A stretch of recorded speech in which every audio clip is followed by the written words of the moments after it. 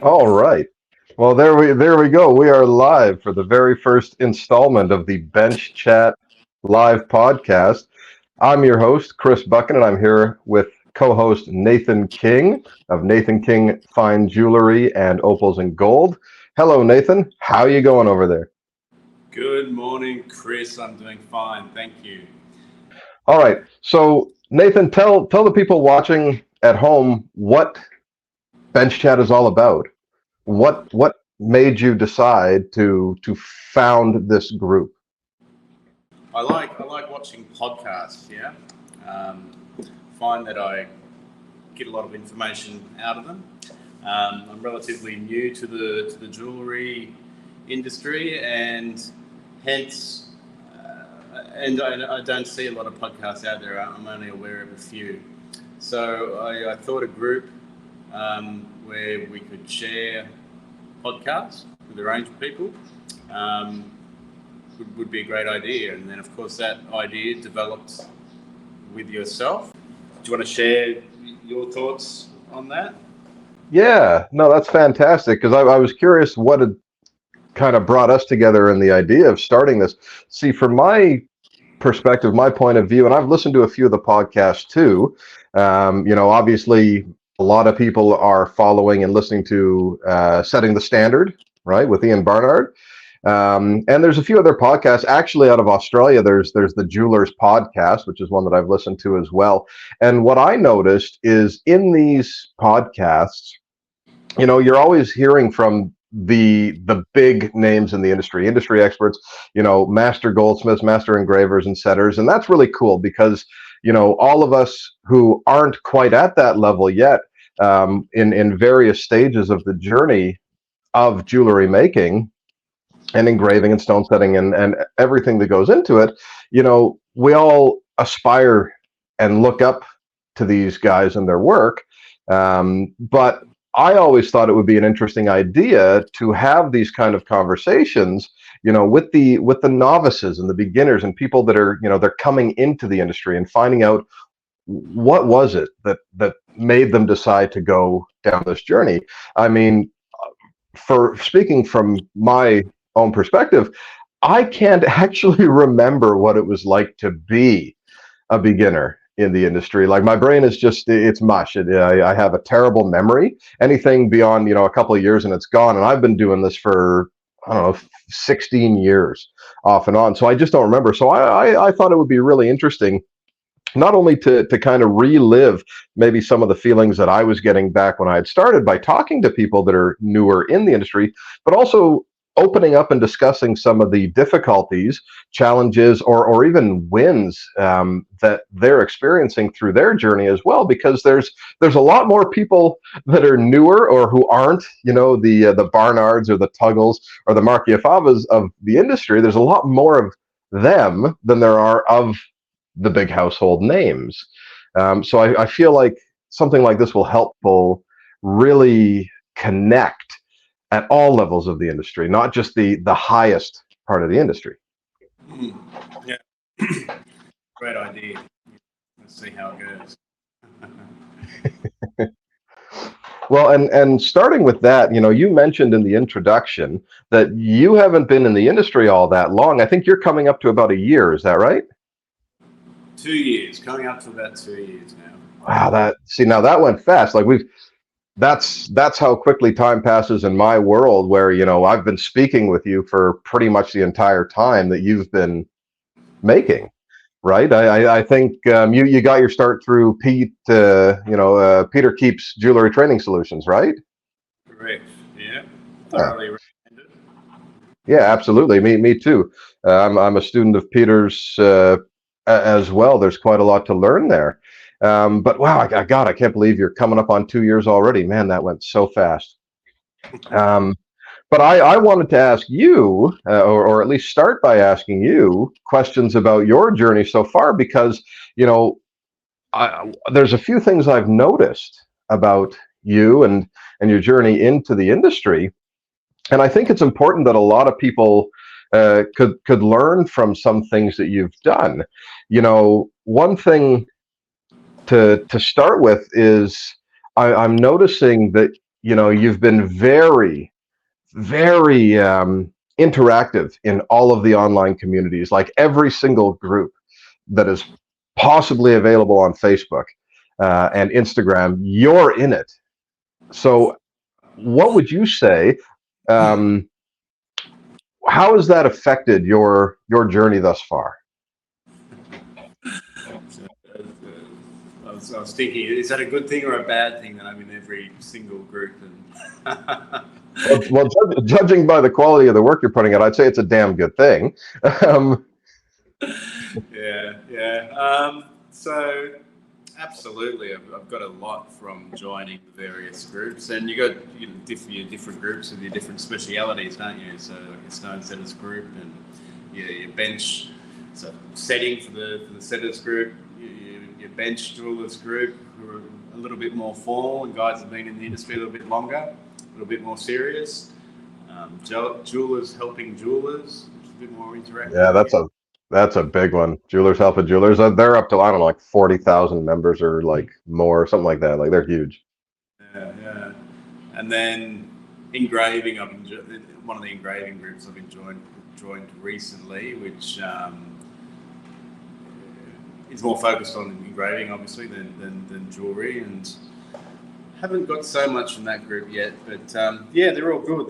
They've all got their focus and their gurus in there, which and their critics, yeah. And at times, critics can be a bit of a pain in the ass, but you learn a lot. You really do learn a lot from posting to these groups, and especially when you're learning by yourself and remotely. So you don't know what you don't know, and you post your latest bit of work to the group. Um, yeah, and you get feedback. Yeah, you get a lot of support from people in the group, and constructive feedback as well, which helps in your progress. Oh, absolutely. I mean, without constructive feedback, it would all just be ass kissing or ass kicking, right? So at least the constructive stuff can kind of help you make the next piece better. Moving backwards a little bit before I get too far ahead of myself with your questions, what what made you want to become a jeweler? Like, what was it? What was your pivotal moment that said, "Okay, I'm doing this now"?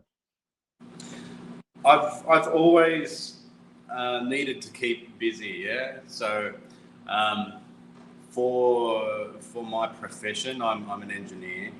Um, I didn't go to university when I left school. I kind of went off the tracks a bit and bummed around for a little while and scored a traineeship, and then did my degree by correspondence. So that sucked up a lot of time after work. Later on, got into renovating houses. So again, always keeping busy, and that went on for years. Not the renovating houses, but just keeping busy on different things. Um, and then so somehow in the last 3 or 4 years, I've started to explore the creativity side um, of of my skill set, of me, and I was thinking jewelry design, and I was looking for something to do. I was thinking jewelry design would be pretty cool to learn. How am I going to do that without knowing how jewelry is put together? I thought. So then started searching for courses, something to do that, and stumbled across Peter Keep's Jewelry Training Solutions, and that was it. That's how. So it wasn't. It wasn't a long-term aspiration. It was just something that kind of happened probably over a week or two. A crazy thought of being a jewelry designer. And I think back, I remember a couple of years ago here in the Philippines, there was a guy selling jewelry making equipment. And I looked at the ad and thought, fucking wow, I'd love to be able to do that. And then just moved on with no point buying it. I got no idea. Yeah. Um, thinking back now, I wish I'd know what I'm looking at now. Yeah, so it's, yeah, so, Turns out he probably had a Durston rolling mill for like 300, bucks or something, right? Like,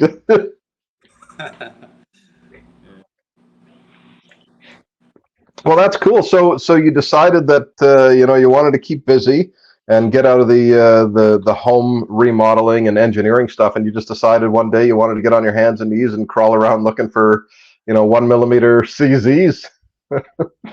yeah. Well, I guess from there, um, uh, it's an advertisement for Peter, isn't it? But getting into his course in the way that he structures it, so you can pick out various courses, or there's um, the apprentice training course, yeah, which is a staged course with projects that you go through.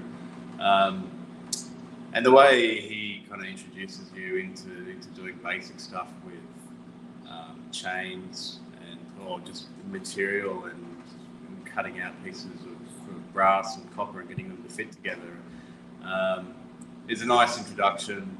Challenging at first, as any beginner would know, and then it just keeps on getting more challenging. So it's cool. Yeah, absolutely. No, that's excellent. Well, and I mean it must really speak to. I mean, I swear this isn't an advertisement for jewelrytrainingssolutions.com.au, but it really does speak to what you mentioned, where the way that the courses are structured, it's very effective learning. I mean, you took little to no time to go through what I think you're damn near done, right? You've just on stage 9 of the apprentice training courses, right? So all in the span of 2 years, um, your growth is phenomenal. I mean, you're putting out practice plates for stone setting and engraving recently. I mean, geez, whatever you're working on that's going to take the engraving, that's fantastic. But just I don't see a lot of people, or I haven't seen a lot of people actually put in the dedication and the time to progress as quickly as what I've noticed with your work. So congrats on that. Cheers. Hmm. But So, and I had one other question, just going back. So originally you said you wanted to be a designer. Now, were you thinking like CAD design, basically? at that time, yeah, in the beginning, I was Yeah. thinking, yeah, CAD design. You could uh, essentially open a shop with a computer. People come in, design on a computer, print it out, 3D printing. I was thinking, now print it out and clean it up, and it's done. Was the original thought.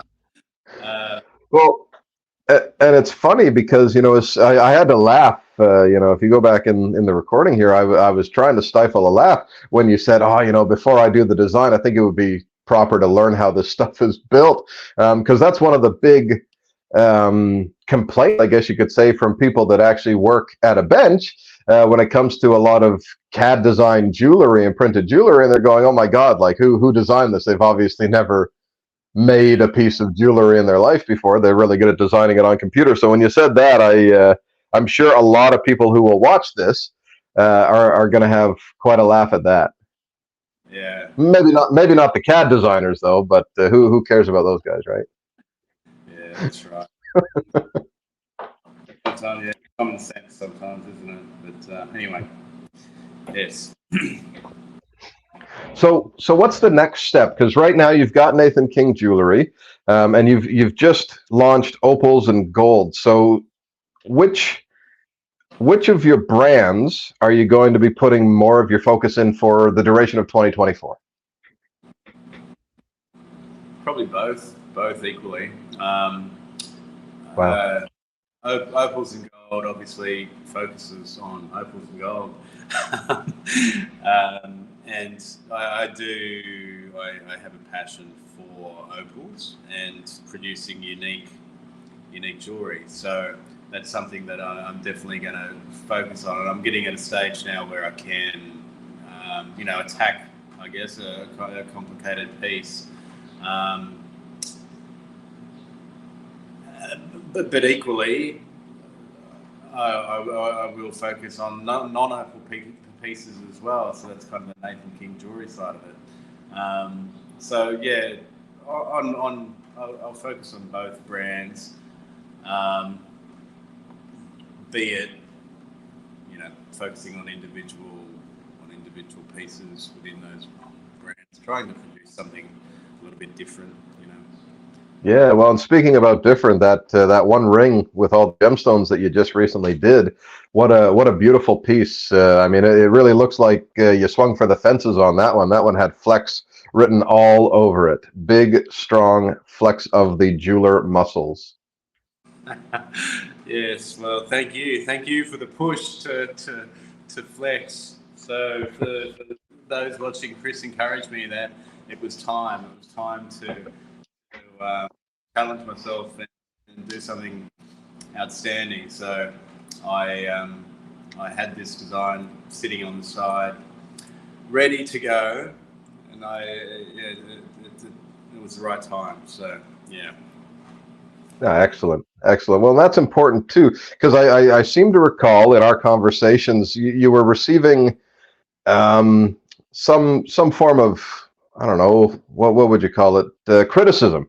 I don't think it was from someone in the industry, but you were receiving criticism about your finishing, or something like that, like on some of your rings previous to that one, and they're saying, oh, it doesn't look this clean or whatever, and I think there was that moment maybe where you said, okay, watch this. Right, that's always the best moment, I think, is when you can say, okay, let's give them something, really to talk about. So kudos to you on that. Yeah, you had me thinking then, what's he talking about? You're very diplomatic, Chris. Yes, I'll let the people know. My mother commented on one of the rings that I had given her. And I guess she wasn't telling me anything I didn't know. Like perhaps because I've been going through the course fairly steadily, or I wanted to get each project done and then move on. Towards the end of a project, I would know things are not quite right, but good enough to finish that one and move on to the next project. And Mum pointed this out to me, and that to a lady, everything, it needs to be perfect. The piece needs to be perfect. And I don't take positive, constructive feedback. Well, I've discovered that about myself. And it took me a few weeks to digest that, but then thankfully, so thank you, Mum, for that piece of constructive feedback, because I do think of Mum now before I finish each piece. Make sure it's perfect so I don't get any comments.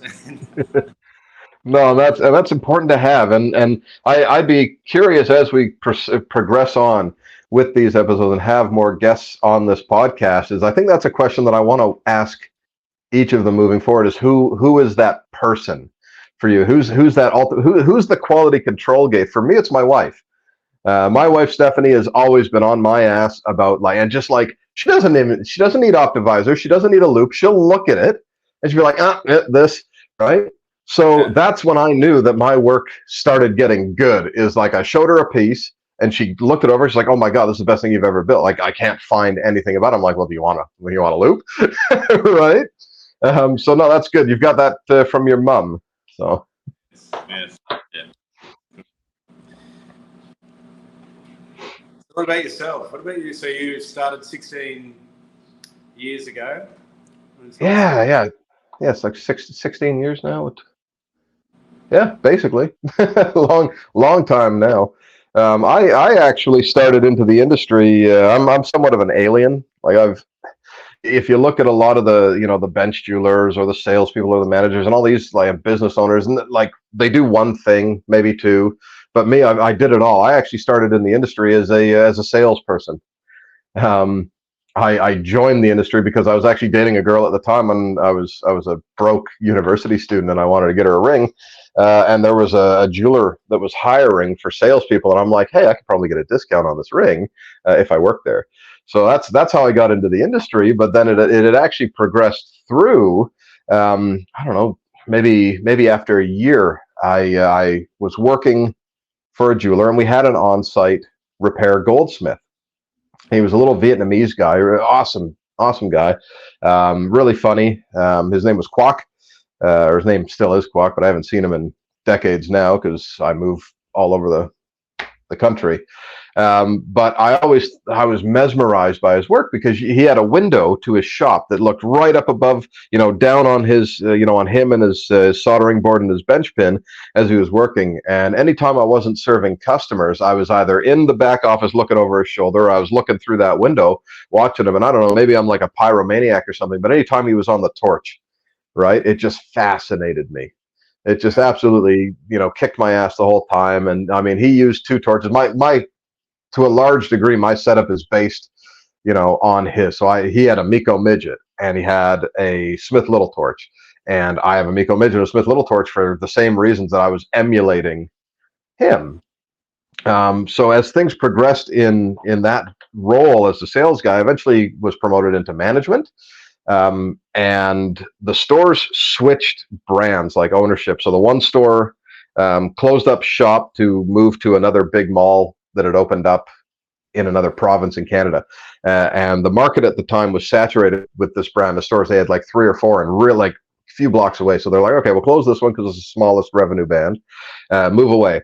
So the store, like, I actually lost my job there for like, I don't know, a month and a half or something like that, which was fine. I was in university at the time, so focus on the studies. But I went by the shop a month and a half later, and there was new guys moving in, and I went and just struck up a conversation with them. And I said, "Oh, well, I only see 2 of you. They're like these older Iranian guys." And they're like, "Oh yeah, we run the shop, and this was in a mall, so it was 12-hour days, 7 days a week." I said, "Well, there's no way the 2 of you guys can do this, so you should hire me." Because I was just managing the jeweler that was here previous. I know your store better than you guys. And there was Quoc, my goldsmith friend. He came up and vouched for me. The guy, he's like, "Yeah, hire this guy. You want Chris? Hire Chris."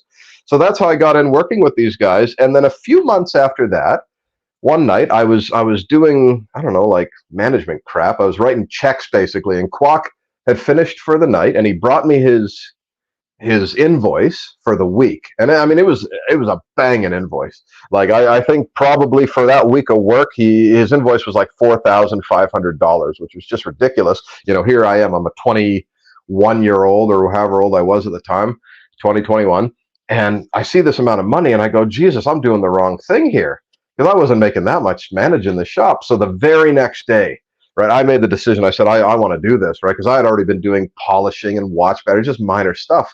So I went to him and I said, "Quoc, would you teach me how to do this? Would you apprentice me?" And he said, "No." And I was like, he's a funny guy. I was like, "Why?" He's like, "I don't want you stealing my customers." And I was like, "Okay, well, fine. I won't steal your customers, but can you just teach me how to do this shit?" So he reluctantly agreed, on the terms that I go buy my own tools and stuff. And I was like, "All right, fine. Like, I'll do that." So that's kind of how I got into it. And those Iranian guys were great, because back in the day, and to some extent now, like back in the day, like, you couldn't buy stuff from like Stuller and these guys unless you had a business number and you had references. And it's still like that in most cases today for, the metals and the findings and the gems and the diamonds. They hide everything behind a wall. But for the tools, it was the same thing. They wouldn't sell to me if I couldn't, if someone didn't vouch for me. Well, the Iranians had accounts everywhere, so they vouched to all their suppliers and said, "Yep, he's legit." Hey, and that's where I got my bench, my apprentice bench, which is actually right over there. Now my apprentice Holly uses that one, and it's falling apart because I beat the shit out of it. But so that's how I got into the industry. I was pulled in by the idea of saving money on a ring for a girl, and then I became a jeweler because I saw how much money they were throwing at this little Vietnamese guy, and it rocked my world. Interesting. It kind of makes sense now that you come from a sales background. Yeah, you do speak very well. Just like reminds me of a salesman. Very good. Oh, there you go. And so now, 16 years later, what would you say keeps you in it, keeps you excited? it was the progression of the career that keeps me in it. So for a couple of years, I did the bench thing, and then I had to put the bench thing away because I got recruited by a big retail jeweler out of Australia. Um, I won't say him by name, but he's got a big boat, and he's been knighted for his for his contributions to entrepreneurship. Um, Sir Mister So and So, beloved Australian slash Kiwi guy. Um, but so when I was working for those guys, they had a I remember this day. My boss, I was working for him for about a month. They got word that I was a goldsmith, and I had moved to a different town, so I didn't even have the bench or anything set up yet. But he pulled me out of my shop and sat me down and read me the riot act with like a big stack of paper on conflict of interest and non-compete clauses and shit. And it was like, hey, I understand that you're a goldsmith. Yep. He was like, not anymore. Like, sign this or we'll fire you. Right. And I was like, oh shit, okay. So I put the bench away for a couple of years, and did this like management stuff. So that career went really well for me. I traveled around all over, made a whole buttload of money, and had a great time. But eventually, I moved away from them, and when that happened, I'd moved provinces. I went from the province of Alberta in Canada to Manitoba, which is two provinces east. This was around COVID, actually, 2019, 2020. And when I bought the house that I'm in now, I had my bench and my tools and everything in storage lockers, as I wasn't using them. So bought the house, big acreage, got a big garage, emptied out the storage lockers, put everything there. And then one day my bench was just sitting there, my apprentice bench. And I went, oh, hey, it's my bench. And I don't work for these guys anymore. So I could go and do that. That was fun. And there was my box of tools and everything, like just how I'd left them, right? Just blast from the past. Everything was poorly packed in and all that. So I set up my bench in my garage at the time.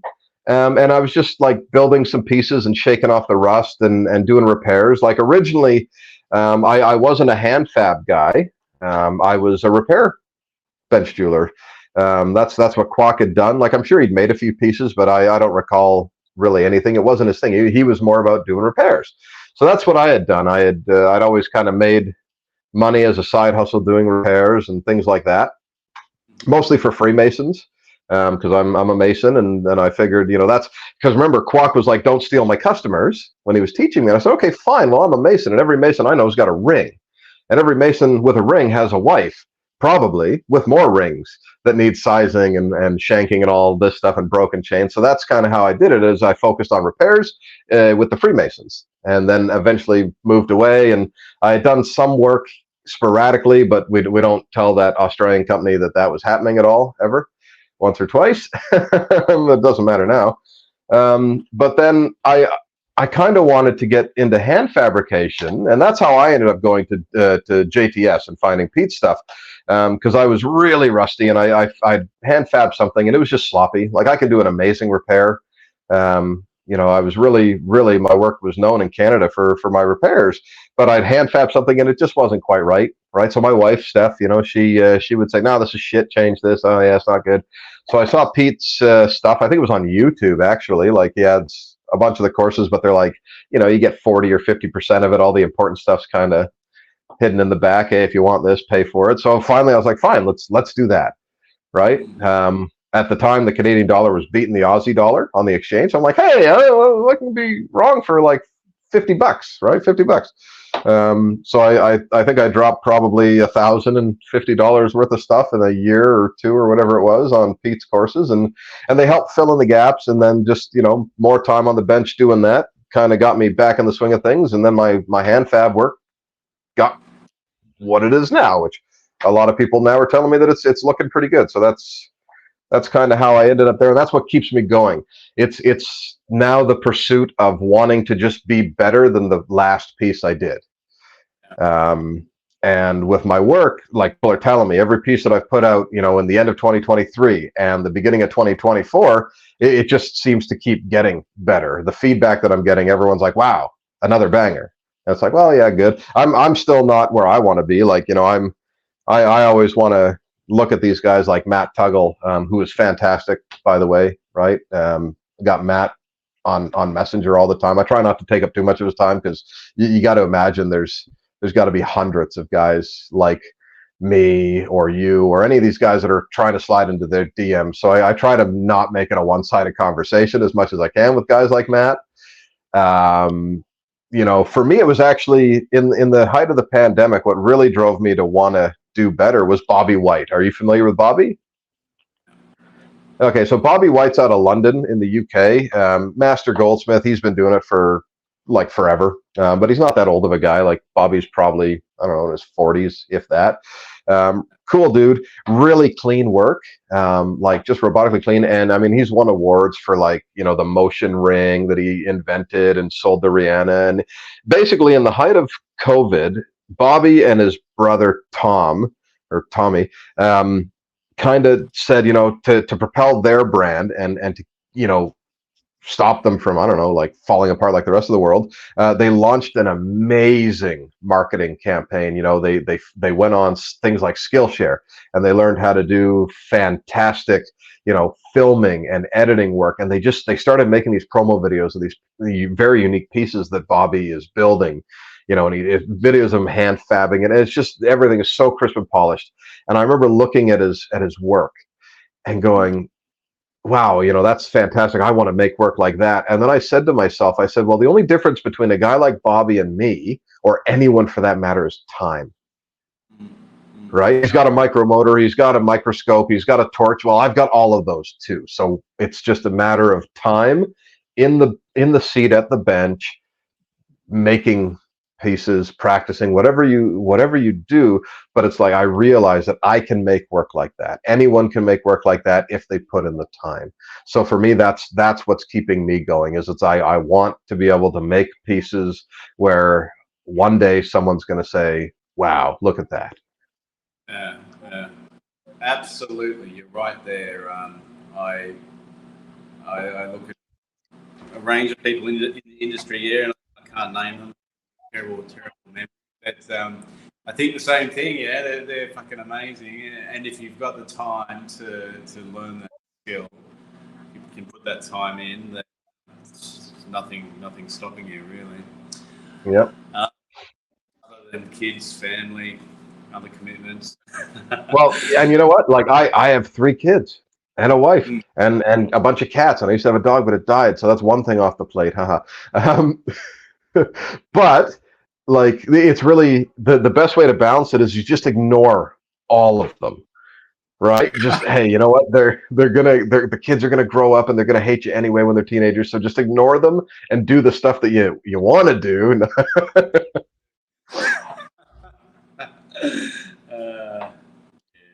We might recommend that. Yeah. I'm being facetious. Spend all the time with your kids, because when you die, your customers aren't going to show up to the funeral. The kids might. That's right. Yes.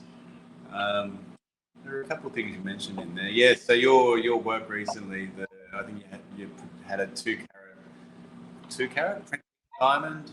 Oh yeah, 2.5 brilliant. Yeah, 2.55 F. Actually, hold on, I have the wrapper for it here. What was it? 2.55 VVS2F. Yeah, that one.